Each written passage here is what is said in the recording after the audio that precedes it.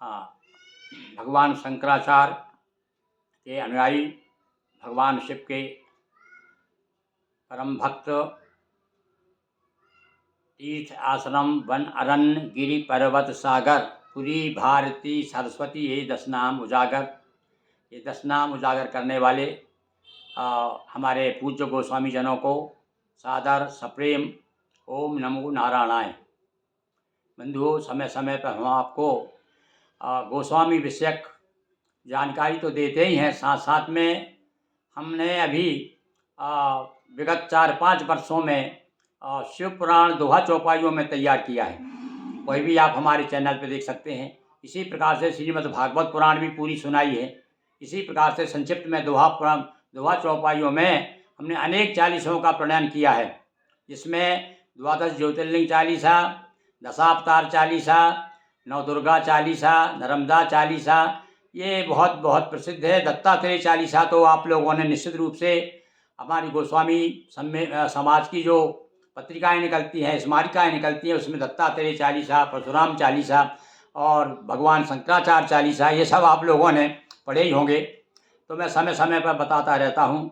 और ये सारे हमारे अभी गीता जयंती पर हमने बालबोध गीता को भी गीता का कर्मयोग नाम से कविता सुनाई आपको, आप बराबर लाभ लेते रहे हैं। आज हम फिर आपके सामने आ रहे हैं। ये कृति है, ये पत्रिका है, ये 20 वर्षों से निकल रही है, कोटा राजस्थान से।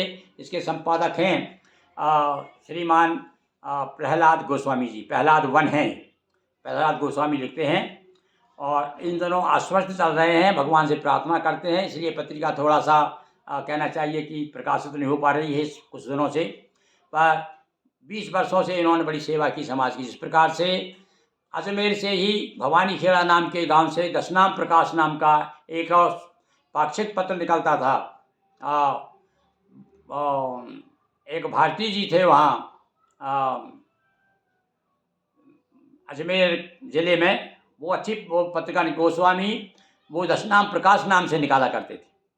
वैसे तो एक समय था हमारे देश में, 80 के आसपास का समय था, जब पूरे देश से लगभग 8-10 पत्रिकाएं हमारे पास आया करती थी, और सब बंडल हमारे पास अभी रखे हुए हैं।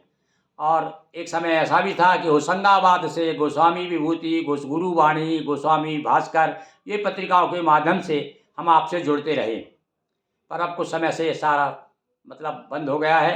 पर उसका प्रभाव ये रहा कि आज बहुत गोस्वामी समाज में बड़ी जागृति आई है, और अलग अलग बहुत सारे सम्मेलन हो रहे हैं, संगठन बन रहे हैं। लोग अपने अपने ढंग से समाज के प्रति अपनी भाव रखते हैं, जागरण चाहते हैं समाज में, वे लोग सब लगे हुए हैं। और ये बड़े हमें कह सकते हैं, हम हमारे जीवन में जो हमने जितना भी कुछ किया उसका परिणाम हमें दिख रहा है कि लोग बड़े जागृत हो रहे हैं, और समाज में एक तरह से कहना चाहिए तूफान सा आया हुआ है। चारों तरफ दत्तात्रेय, जब देखिए 14 तारीख को अभी दत्तात्रेय जयंती है, तो 14-15 में पूरे देश भर में भगवान दत्तात्रेय को याद किया जाएगा। फिर उधर वैशाख शुक्ल पंचमी आ जाएगी, भगवान शंकराचार्य को याद करेंगे।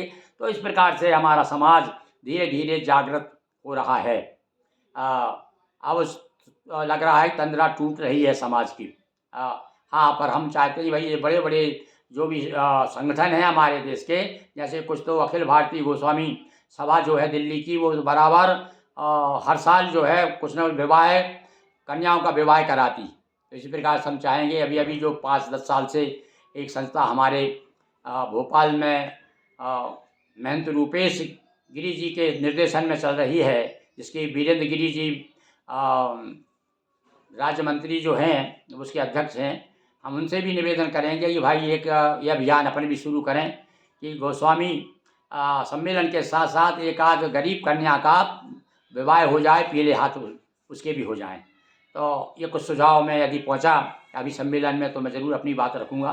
तो ये लीजिए, आज मैं आपको ये बता रहा हूँ, फिर एक पत्रिका मेरे पास आई, तो उसमें देखिए गोस्वामी जी ने किस प्रकार से अपने पत्नी को वापस कर दिया। समझ गए होंगे आप कौन गोस्वामी जी है, किसकी पत्नी है। अब पढ़ के बताता हूँ, सुनिए आप। ये गोस्वामी का अर्थ और महत्व शीर्षक से प्रहलाद वन गोस्वामी का लेख है। इसमें ये पेज नंबर है 16, और ये पत्रिका है कब की है भाई, देखिए देख के बताता हूँ आपको। ये है अक्टूबर 2023, अक्टूबर 2023 का अंक है गोस्वामी आभा का।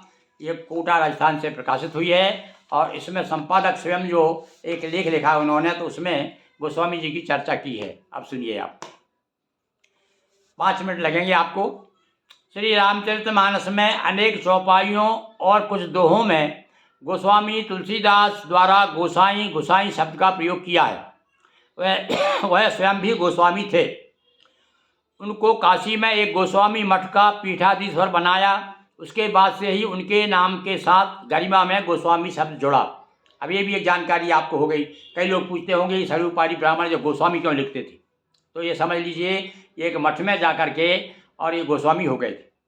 यह प्रसंग भी अमृतलाल नागर द्वारा तुलसी की जीवनी पर लिखित उपन्यास मानस का हंस में मिलता है। कोई देखना चाहे तो ये लखनऊ के बहुत बड़े साहित्यकार हो गए हैं जिन्होंने मानस का हंस नाम का ग्रंथ लिखा है। तुलसी के परम हितैषी गंगाराम टोडरमल जयराम के आग्रह पर उन्होंने लालार्क कुल के मठ के महंत बन गए थे। लालार्क कुंड लिखा है, कुंड है वो तो लोलार्क कुंड, लालार्क अर्थ लिखा है, लोलार्क है उसका नाम। लोलार्क कुंड के मठ के महंत बन गए थे। अभी भी यहाँ लोलार्क कुंड में आप जाएंगे, वहाँ लोलार्क कुंड जो है वहाँ काशी जी में, वहाँ आपको वो मिलेगा।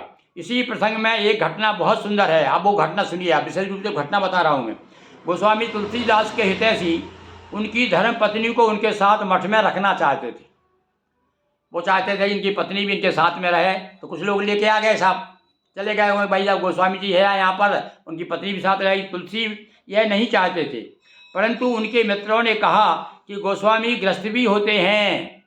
देखिए प्रमाण मिल गया 500 साल पहले का है। उन्होंने कहा भाई गोस्वामी ऐसा नहीं, गृहस्थ भी रहते हैं।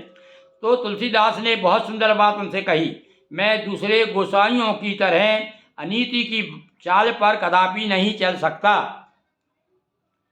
मैंने गृहस्थाश्रम का त्याग कर दिया है। इसके बाद उन्होंने नौकर को बुलाकर कहा कि रत्नावली जी को कहलवाया कि वे शीघ्र राजापुर लौट जाएं। इससे स्पष्ट होता है कि उन्होंने गोस्वामी मठ के मठाधीश होने के बाद गोस्वामी के महत्व को कम नहीं होने दिया।